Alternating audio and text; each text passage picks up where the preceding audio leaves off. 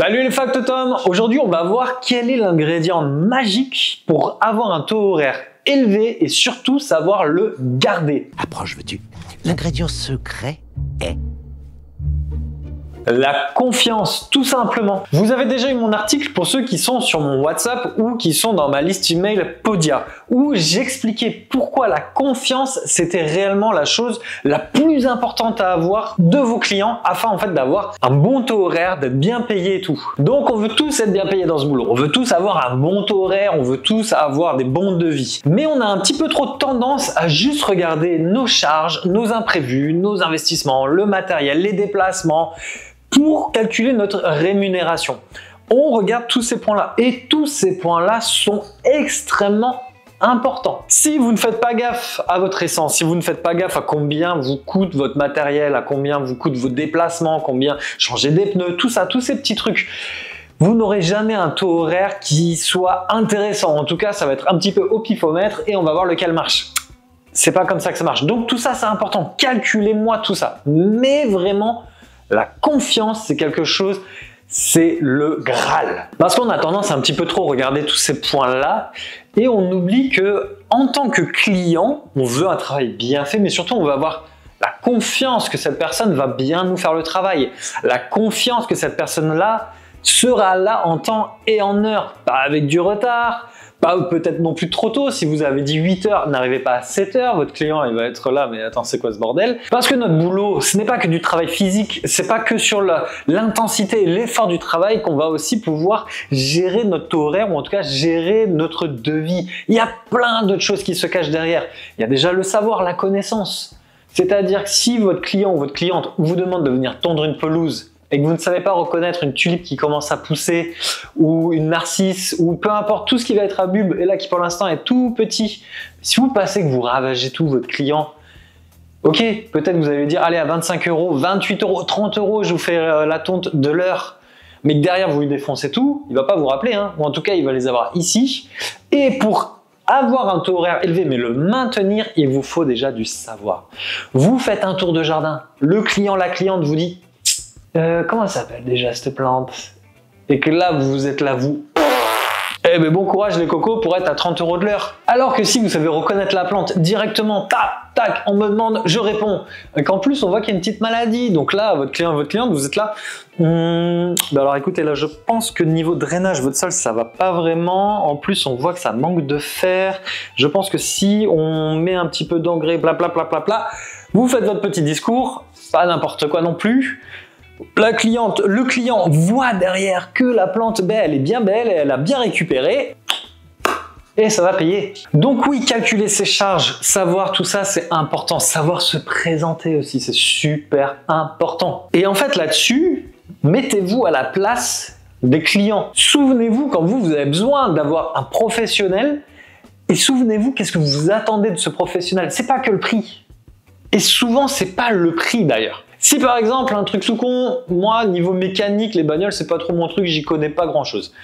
Le mécano, bah déjà, mine de rien, l'aspect du garage va avoir un peu son importance. Si je vois que dehors, toutes les bagnoles, c'est vraiment du grand n'importe quoi, c'est une décharge à ciel ouvert, il y a des pièces dans tous les sens, il y a de l'huile, c'est dégueulasse, lui il arrive, il est tout plein dégueulasse, il a le ben en dessous, vous avez l'arrêt qui sort, et qui vous parle pas spécialement bien, il a beau peut-être être très bon. Bah, j'avoue que moi, ça me donne pas confiance. Si j'arrive chez un mécano où tout est nickel, lissé, tout, j'ai déjà plus confiance. Je m'arrête pas là. Je vais pas m'arrêter là. Je vais déjà voir un peu comment la personne s'exprime. Je vais voir les tarifs, bien sûr. Mais c'est tout ce qu'il va y avoir autour qui va me donner confiance. Donc voilà, essayez de vous mettre à la place. Qu'est-ce qui pourrait donner confiance à votre client? Donc clairement déjà le bouche à oreille, c'est là où on a le plus confiance. C'est-à-dire qu'une personne va parler de vous en disant « Ah mais alors là ce jardinier ou cette personne, elle me fait un travail parfait. Il est peut-être un petit peu cher, mais par contre c'est nickel, c'est droit, c'est parfait, c'est propre, il arrive, il bosse, il part, c'est propre, il est poli, il sait répondre au téléphone, enfin voilà, tu as besoin de lui, il est là et ton travail sera bien fait. » L'autre personne a dit « Ah ok, mais il est à combien? Il est à 30 euros de l'heure, c'est un peu cher. Ah putain ouais, 30 euros, oh, il se fait pas chier, hein. Ça on s'en fout. Ça, on s'en fout. Allez-y, parlez, dites les choses, on s'en fiche. Le principal, c'est qu'on vous appelle. Si la personne n'a pas les moyens de vous payer, ben, elle n'a pas les moyens de vous payer, c'est tout. Mais une personne qui a les moyens de vous payer et qui entend ce genre de discours, va rentrer chez elle, va se poser. Pour une tonte, je dis pas, mais par exemple pour une taille de haie, pour nettoyer un mur, pour quelque chose qui va demander quand même un certain talent et qu'on veut un résultat qui soit pas dégueulasse. Les haies, les jardins, c'est quelque chose que tout le monde voit. Et tout le monde dans leur tête veut un jardin nickel parce que ça les représente eux. Donc si vous répondez en temps et en heure, que vous êtes là, que vous faites du bon boulot, que vous rendez ça propre, que vous êtes plutôt bien habillé ou en tout cas vous vous présentez professionnel. C'est-à-dire que quand on vous voit, on se dit pas le gars il vient à peine se lever, je sais même pas s'il a lavé ses habits.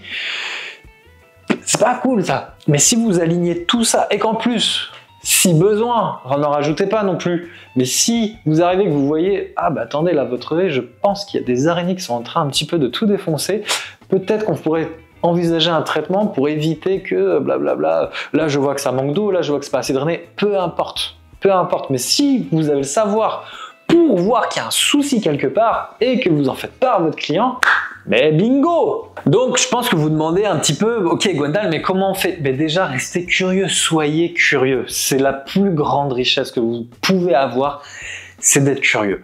Donc il y a des formations. Il y a des formations par l'État, par des écoles ou à côté. Vous avez les vidéos sur YouTube, vous avez des vidéos à la télé. Par exemple, Silence ça pousse, ok, c'est une petite émission mignonne. Mais c'est pas pour ça que, à regarder, vous allez rien apprendre, vous allez apprendre des choses. Vous avez des livres. En plus, maintenant, avec tout ce qui est audible, YouTube Premium et tout, vous pouvez bosser en écoutant des choses. Prenez des livres qui vous apprennent des trucs. Soyez curieux. Et en fait, au fur et à mesure, tout ça, ça va s'emmagasiner. Vous allez avoir un savoir.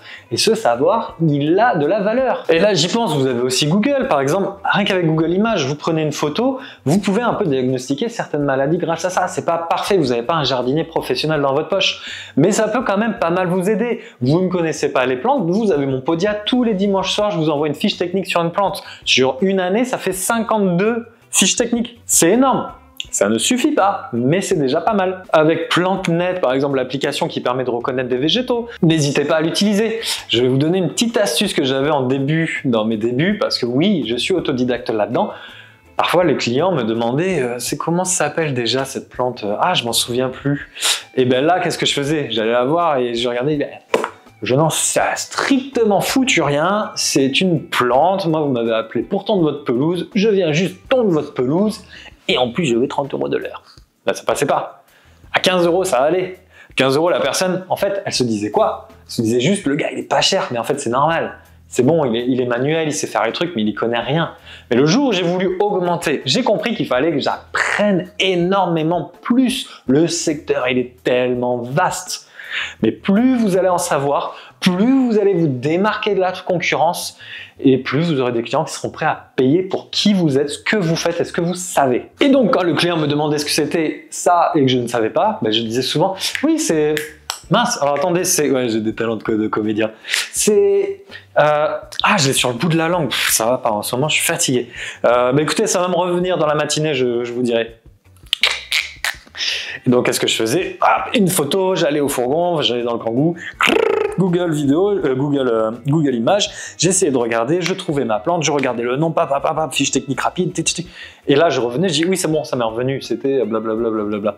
Donc ça peut être une technique, c'est du mensonge, c'est pas grave, c'est un petit mensonge blanc entre guillemets, mais ça vaut toujours plus le coup d'être dans la merde, de vite apprendre la chose. Souvent en plus ça reste incrusté à ce moment-là parce que vous avez un petit coup de pression qui vous permet de bien assimiler et puis après vous allez voir votre client, vous lui expliquez ou surtout vous vous dites oh la prochaine fois pour les autres jardins je vais connaître, je vais savoir. Vous pouvez faire ça. Donc quand vous arrivez à enfin demander un taux horaire qui pour vous est bien et assez haut, restez régulier parce que je vous dis la fidélité, la confiance ça vaut de l'or. C'est là où vous allez faire de l'argent. Un client qui vous prend à 30 € de l'heure, c'est facile. C'est pas le plus facile, mais c'est facile. Garder ce client sur du long terme et qui parle de vous et d'avoir d'autres clients à 30 € de l'heure, ça c'est plus compliqué. Et la confiance est d'autant plus importante au moment où vous êtes par exemple en micro-entreprise, entreprise individuelle ou peu importe, et que vous passez par une coopérative. Parce que là, il faut expliquer tout un schmilblick qui est pas si compliqué, mais quand on n'a pas l'habitude, ça donne pas confiance. Oui, c'est un truc qui va vous faire gagner un peu d'argent et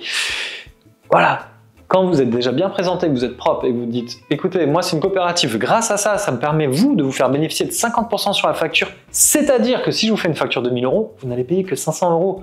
Je vais avoir besoin par contre de vos informations personnelles. Pourquoi? Parce qu'en fait c'est l'URSSAF qui va venir vérifier que c'est bien vous, qu'on n'est pas en train de truander. Le RIB, parce qu'ils vont venir prélever l'argent sur votre compte et après me le reverser, mais vous, ils vont ne prendre que la moitié. En plus, regardez, vous pouvez trouver Unipro sur, peu importe la coopérative, mais là pour l'exemple Unipro sur Internet, vous avez tous les documents, je vous envoie les flyers, vous êtes loin d'être la première personne, je comprends que vous soyez un petit peu...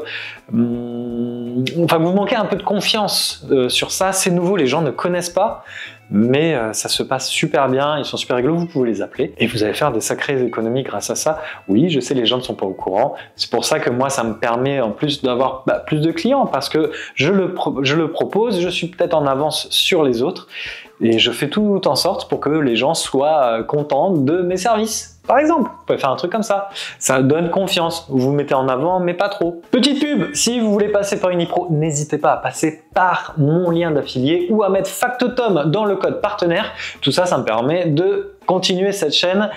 Et je vous remercie. Donc tout ça, je me suis un petit peu remis en question. Je me suis dit, mais pourquoi il voudrait bosser avec moi finalement? Mais je pense que déjà d'avoir une bonne attitude, de savoir expliquer les choses. Après, c'est parce que je l'ai appris avec le temps, à force de le faire, de répéter les choses.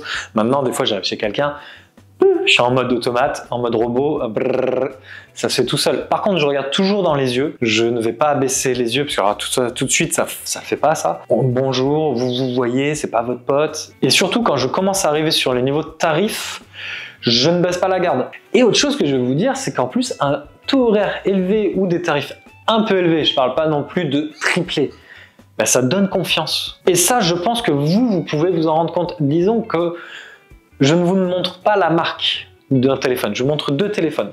Le premier téléphone, il est à 150 € et le deuxième, il est à 800. Votre cerveau, il se dit quoi tout de suite? Ah, celui de 800, il doit être vachement mieux.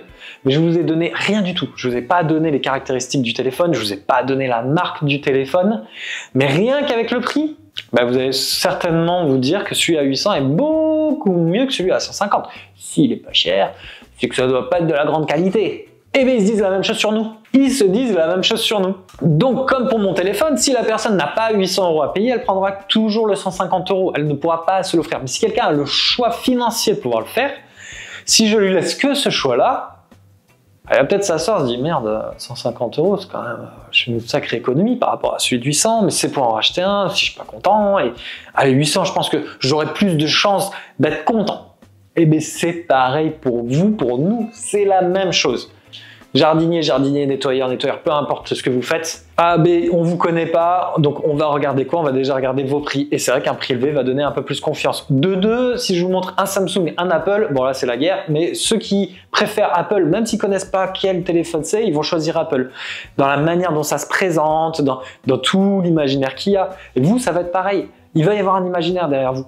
Clairement, il va y avoir un imaginaire derrière vous. Et c'est pas spécialement la gueule, mais ça va être votre attitude, comment vous êtes habillé et tout. Donc, faites gaffe à ça. Donc, soyez ambitieux, les factotums. Tout ce que je vous dis là, c'est pour vous aider. C'est pas pour vous mettre de grands taquets à vous dire votre prix. Vous ne valez pas ce prix. Au contraire, plus vous pouvez gagner cher, plus je serai content pour vous. Mais je vous dis, le plus dur, ce n'est pas d'avoir du travail, le plus dur, ce n'est pas d'être bien payé, le plus dur, c'est d'être constant et de garder ce travail et de garder des taux horaires élevés qui est le plus compliqué. Donc, continuez à apprendre, continuez à bien faire attention à votre présentation, continuez à bien travailler et puis on se dit à très bientôt. Ciao!